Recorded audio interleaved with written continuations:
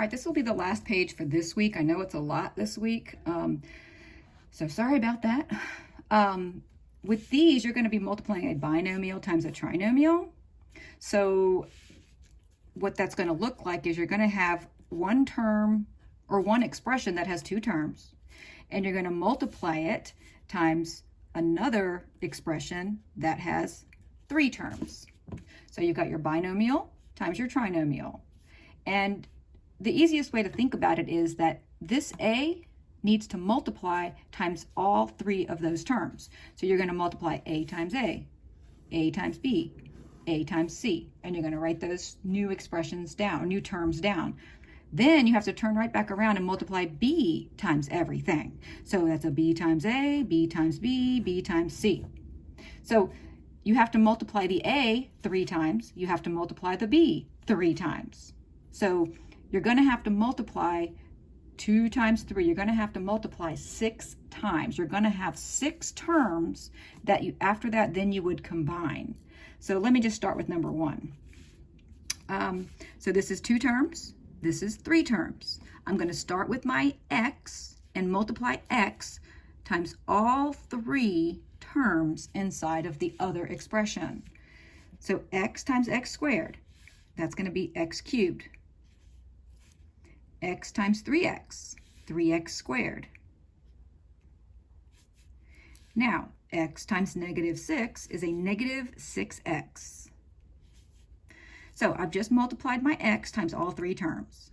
Now I'm going to go back and multiply the 4 times all 3 terms. So here we go. 4 times x squared is a positive 4x squared. 4 times 3x is a positive 12x. And then a 4 times negative 6 is a negative 24. And like I said, we have 1, 2, 3, 4, 5, 6 terms, and I need to combine the like terms. I also need to write it in standard form. So I'm going to start with my highest degree, which usually will be this first term. So x cubed, there's not any other x cubed term here, so I'm just going to copy and paste x cubed. Now I'm going to look for my next highest degree, which would be degree 2. So I've got this positive 3x squared. I'm just skimming through. I've got this positive 4x squared, and then nothing else has an exponent of a 2.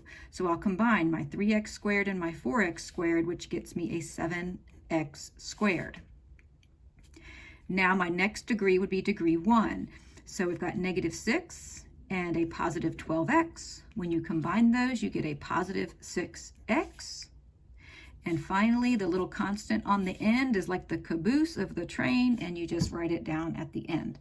It was not able to combine with anything. So we were able to simplify this into a 4-term expression. So technically, this is called a cubic, because it's degree 3, a cubic polynomial. I'll do one more example, so I don't want to take up too much of your time. Let's see. How about number 7? So number 7, 3x times 5x squared. We're going to multiply the 3x times all 3 terms. Then I'm going to turn right back around and multiply the 1 times all 3 terms. That's 6 times I have to multiply, so I end up with 6 terms by the time I'm done.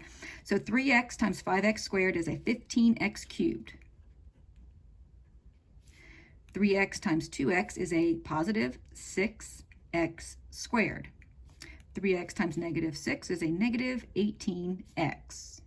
So that's my 3 terms for my 3x. Oh, this is easy when it's a 1 because I can basically just copy and paste this. So 1 times 5x squared is 5x squared. 1 times 2x is 2x. 1 times negative 6 is negative 6. So here's my 6 terms. I'm going to combine them starting with my highest degree. Nothing can combine with the 15x cubed. So I'll copy and paste it. Boom. Now I've got degree 2. I've got a 6x squared and I've got a 5x squared, which combines to make an 11x squared. So I've used those 2. Now I've got a negative 18x and a positive 2x. That combines to make a negative 16x. Gone. And then my caboose with my constant is negative 6. And there you go. All right. Have a great day.